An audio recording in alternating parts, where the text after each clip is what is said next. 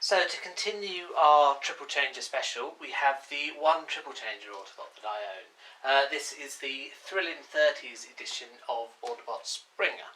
Now they call him Autobot Springer in order to ensure the copyright remains as, well, just call him Springer, had lapsed. So they've kind of changed a little bit around Springer's form. He's still a helicopter, a car and a robot.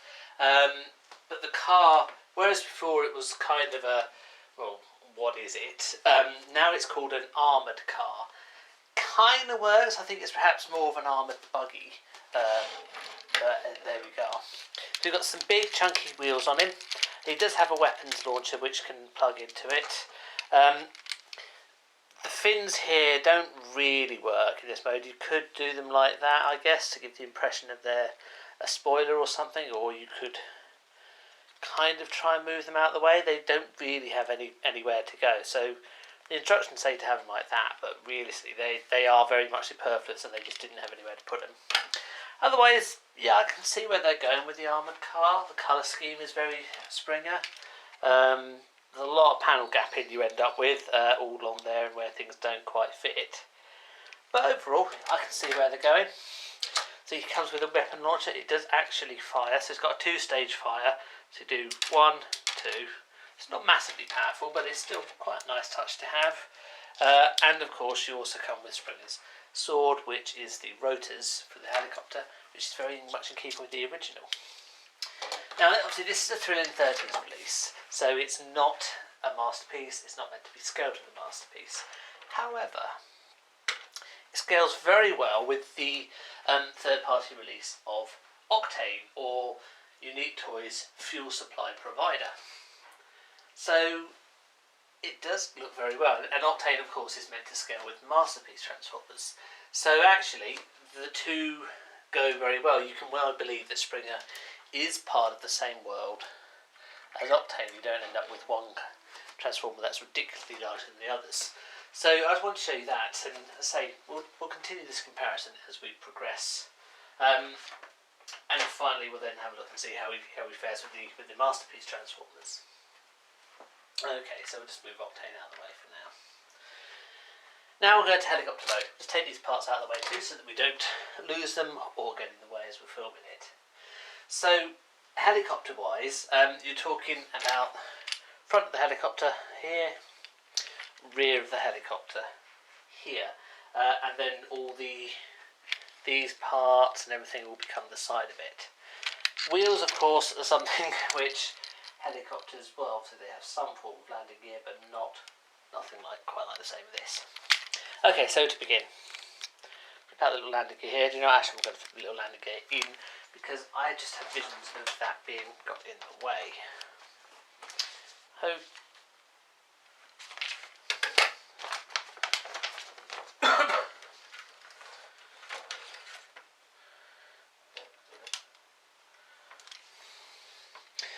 Okay, so you have your landing gear here. We're going to keep the landing gear in, just because otherwise I have visions of that perhaps getting in the way there. So what we need to do to begin with is just remove these arm parts here, because this is our front and obviously this bit should not be here. So kind of all comes apart like that. It's not actually attached with the gear, it kind of slots into position, and then the whole thing will fold back to give the clean lines here. Obviously we've got all this gubbins at the back here to get out of the way, so we'll just nicely do that to begin with. This part, it flips up like that, and then the whole thing goes forward to give you the front. So this is now our front of our helicopter here. The arms, well, yes they are arms, but the lights part are what you want to have coming back. See, this is the rear of the helicopter because these are the legs, or the landing gear. So that's why we need to keep them there. However, before we get to that point, first of all we do this, because by doing that, as you see, it nicely puts a little guard over the wheels, so they're not obviously wheels. This, flip up, get it round like that, so it's out of the way, flip down. Same deal with this side, flip it up, around, down. These will then hook together. You've got your classic little peg sticking out with the corresponding hole on this side. And just hook it together to make a nice streamlined shape. see it's starting to go there. These elements here which are sticking up, do we stick them down? Yes, we do. They're actually his feet. No, actually, you know what, we're going to leave them like that. Because I think that's probably, you can see just the little nozzles there, so it gives the impression of jets coming out. They're actually his feet in robot mode. Okay, so, arms. Now, obviously you can see you've got this part here, which is meant to be sticking up. These parts, now this swivels, it will swivel up and round like this.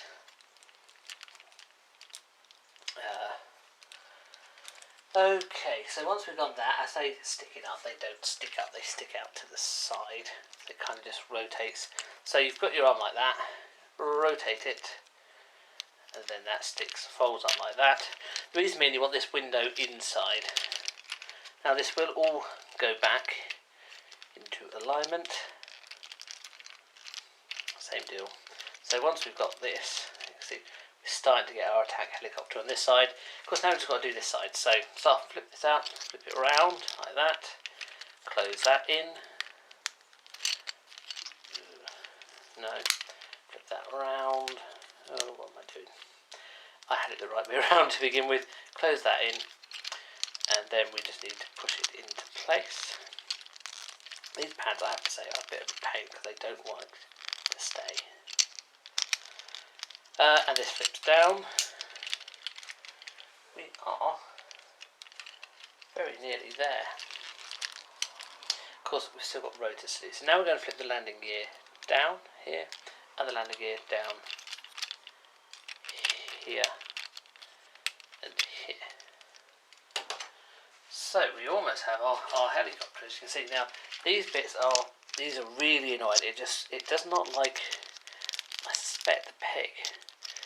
The bit that goes in is probably not quite long enough, which is why it keeps coming off. Do you know what? I'm not going to worry about it. Okay, so sword. Well, it is detached. You can see the seam along here, and we detach it like thus. It does rotate up like that, and you have a sprocket here.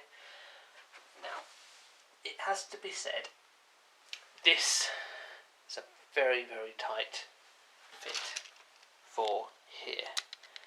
It's kind of, it is actually too big. Well, not too big, because it will go in, just an incredibly tight fit. The reason being so that when you rotate the blade, it doesn't untangle itself. Okay, so there we have it. He is now an attack helicopter. Is it more effective than the original? Yeah, I think it probably is. The blades do angle up and down,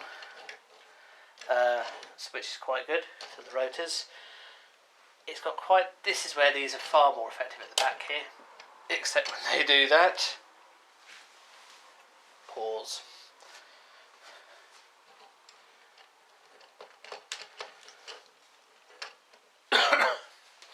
So is it more effective than the original? Yeah, I think it is. I mean, the blades do move up and down, all the rotors I should say, do move up and down a bit. You can spin them quite nicely. I know you could in the original, but it's still quite nice to see. Obviously these are quite cool at the back here. You've got guards over there. Shame there's no obvious way to attach the weapon. You know, we're not going to harp on about that, but it would be nice if there were somewhere. Maybe within the wheel itself. No, but anyway, never mind. Okay, so now let's have a look at Octane, or fuel supply provider from Unique Toys, now in Jumbo Jet mode, and just do a comparison and we'll see how they look continuing together. Okay, so we've got Springer in his attack helicopter mode. Now let's see how he looks against the jet of Octane. Okay, so the helicopter is a little bit out of scale with the jet now, whereas the car was perfectly in scale with the tanker. The jet's a little bit too small compared with an attack helicopter.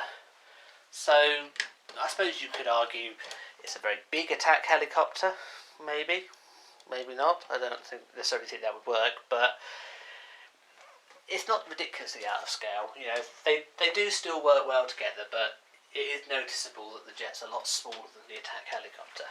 We had the attack helicopter there, and the jet considerably further back, maybe by a metre or so. Or maybe if we brought the attack helicopter there. Yeah, no, it still doesn't work, does it? It is a little bit out of scale with it, but they don't look stupid together. They will work quite well. Okay, so let's take our Octane away. Well, strictly speaking, I should say fuel supply provider. And now we just need to make Springer into his robot mode. Okay, so once we've undone the rotors, and that is a flipping tight grip there, I probably would suggest putting it that way. But anyway, once we've done that, just make this back into a sword. So that goes down. These will join together and just clip at the end, like so. Just put the sword and the gun away for now. So obviously we've got the feet here, head here, and arms here. Start with the feet. So get this landing gear out of the way, unstick the legs. That bit goes up like that. This green part you see here now goes back, and that performs the rest part, as it were. And these little fins here, where are they? I'm looking the wrong way. These little fins here just fold back like that. Okay, same on this side. That goes down. Green part here goes back. Fins.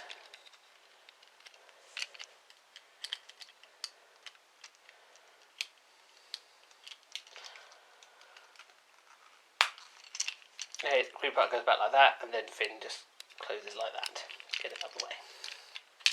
Okay, we're now there on the legs actually. They are done. Obviously, we've got a bit of way to go yet. Okay, so these are going to be the arms. Just get those out of the way for the moment. And what we'll do is, this bit comes out like that, which produces the hands, which come out, and that goes back in there. Same deal here, so this side comes out, hands pop out, goes in there. Then you just need to make sure the hands are right way up. And now for the front. So start off by lifting this up, pulling this back here. Now this all comes down to produce the chest, but before we do that, we need to get the head up. So it's on quite a stiff ratchet here, but it will. Actually, I'm going to put the wheel back down, because if the wheel's up, you can't get the head in. It will fit in here. It's quite a tight fit, but it will fit through. Then that comes, the idea is that goes down, the wheel goes in, the head comes out like that, and that produces a little plate there.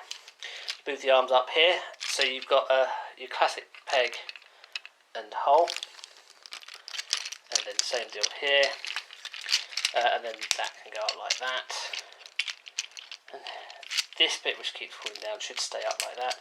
And there you have, Springer is now in robot mode. So we'll give him his gun to hold.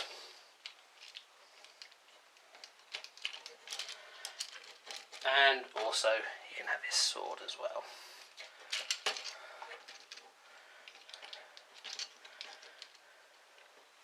It's a darn good version of Springer, that.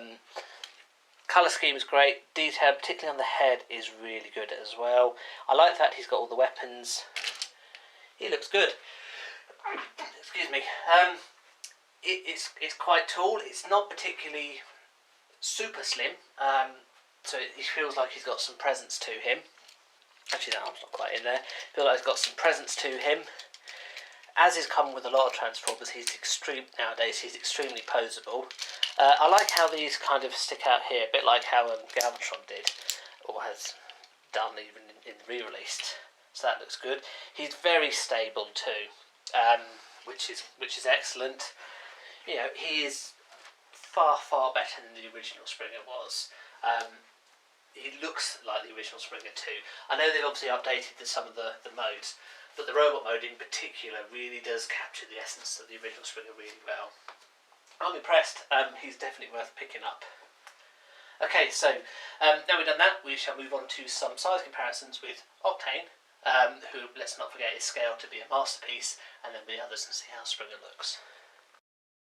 So here is Octane in his robot mode, and again, Springer does not feel out of place here. Octane is a little bit larger than he is, but given that Springer is a thrilling 30s toy, he's not a masterpiece toy. He's not meant to scale with masterpiece toys. He doesn't come off bad. It doesn't come off badly at all. A little bit shorter, as I say, but you wouldn't bat an eyelid at that. If these were masterpiece ranges, you might think he's a little bit short, but he's not masterpiece range. He's downside cheaper than masterpiece range, but he comes off very, very well against Octane.